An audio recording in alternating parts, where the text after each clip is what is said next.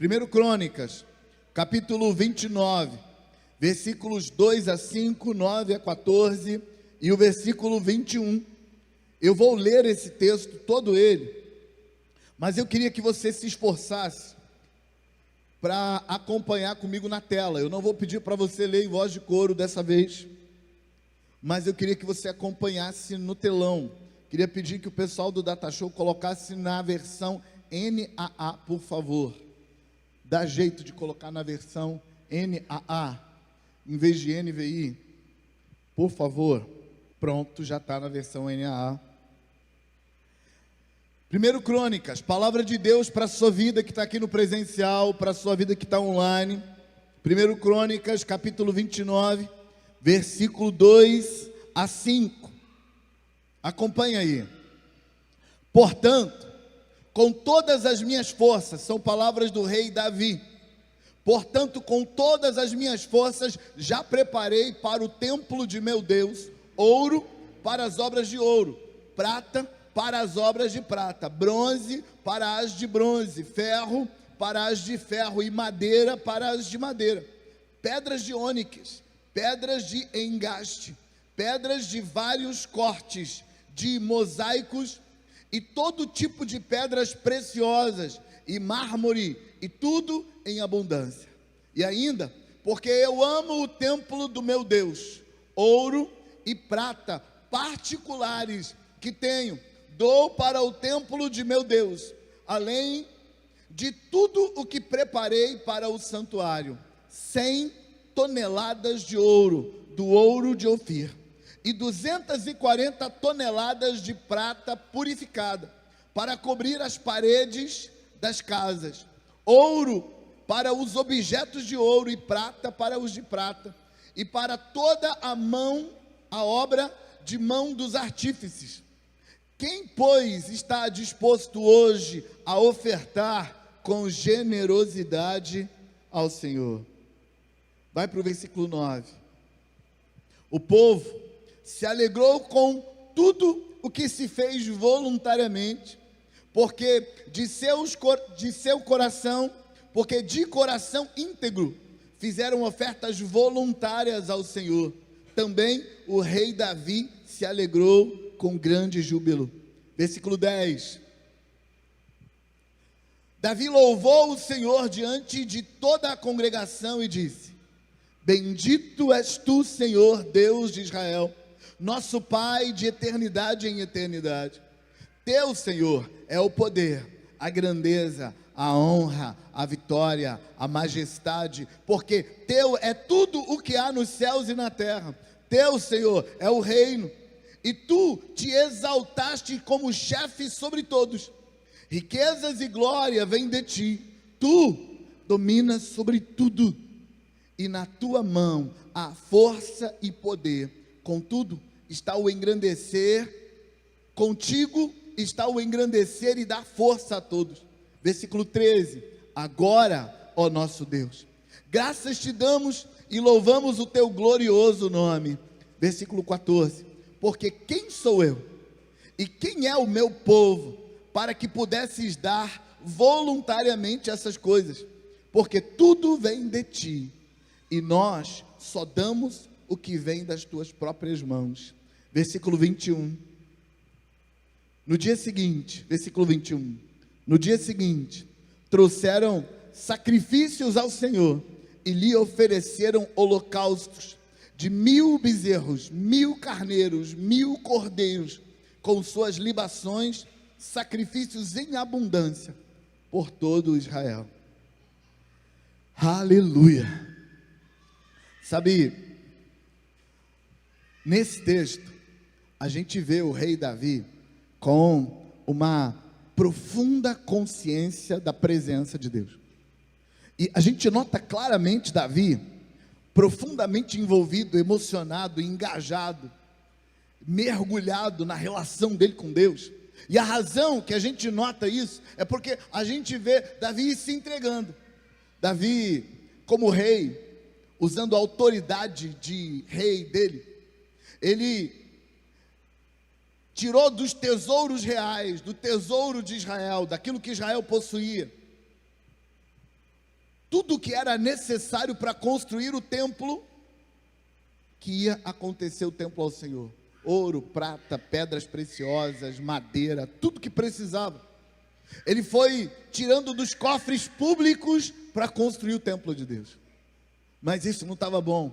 O coração dele estava tão envolvido, estava tão quebrantado, estava tão entregue a Deus, que Davi, depois que, como rei, ele tirou dos cofres públicos para o templo, ele fez um catálogo de tudo que ele próprio tinha, que era dos bens da casa dele, que era do tesouro dele, que era das economias dele, que era dos guardados dele. E Davi dá para a construção do templo tudo o que ele tem. Então ele dá como rei, ele dá como indivíduo, e aí ele fala para o povo, para os líderes, para os anciãos, para os empresários, para os ricos, para os poderosos. Davi diz para eles: vocês têm uma oportunidade de ouro, porque nós vamos construir o templo. Quem quer ofertar? E as pessoas foram envolvidas na postura, no jeito dado de Davi, na entrega de Davi.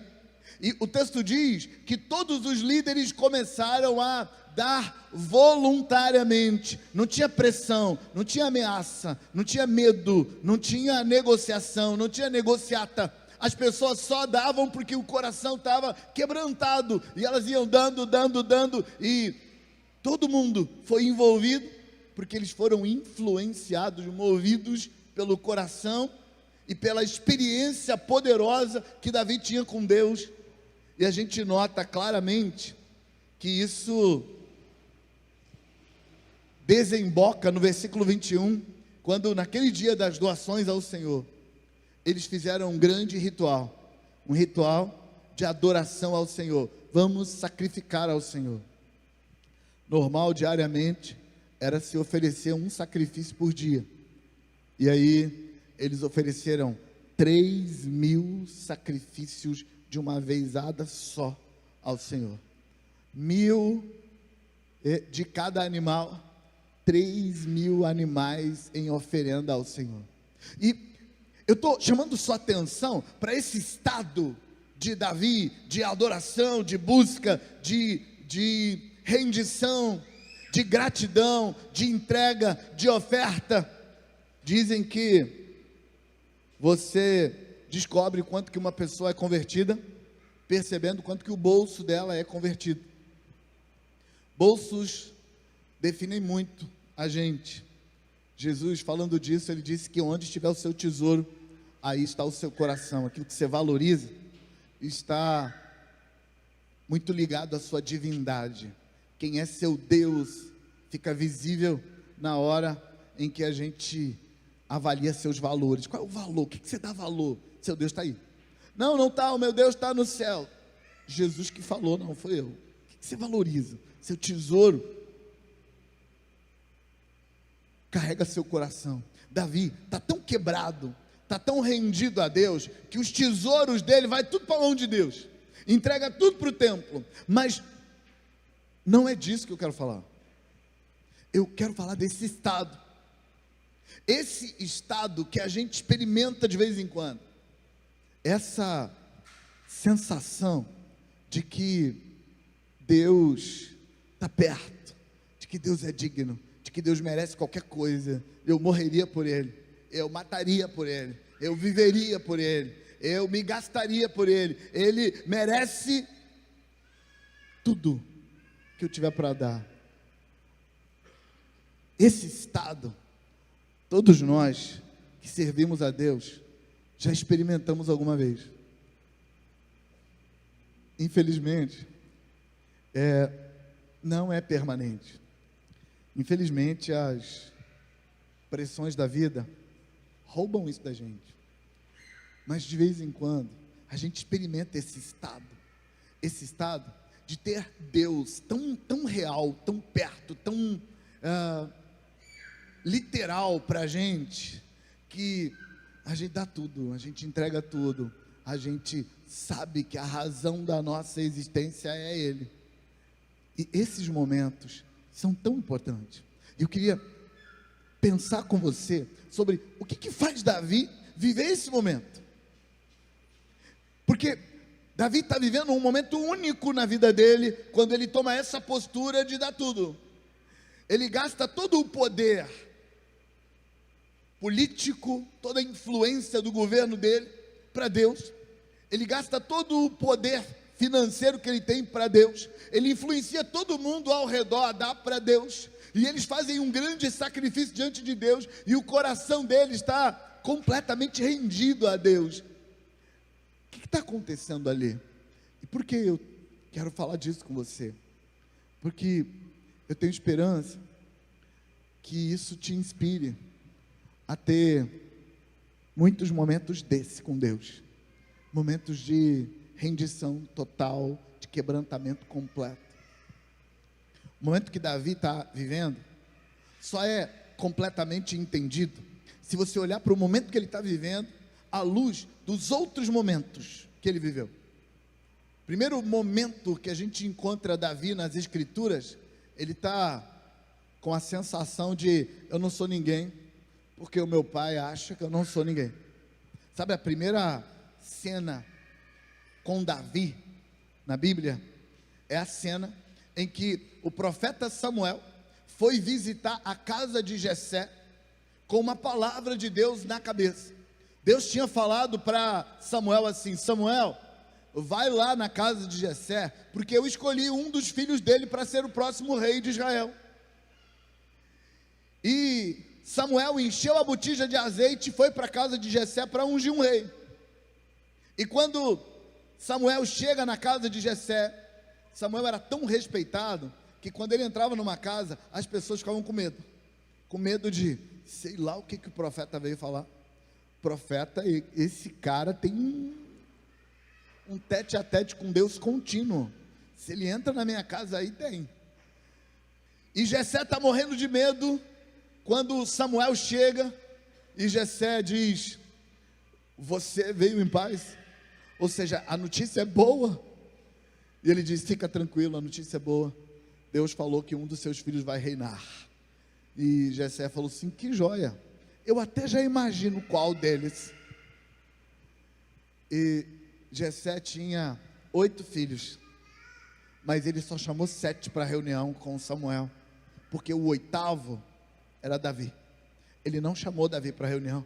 Por que Jessé não chamou Davi para a reunião? Ele tinha certeza que se o profeta veio ungir um rei de Israel, não é Davi, é qualquer um dos 7. Ele estava apostando alto que fosse o primeiro, o mais velho, o mais durão. E Samuel foi usando urim e tumim em cada um deles, e não era nenhum deles. Chegou no 7º, Deus falou: não é esse. E Samuel falou: não é possível. Como assim não é possível? Não é possível. Não é possível o quê, Samuel? Deus falou que não é nenhum desses, mas ele disse que é um dos seus filhos.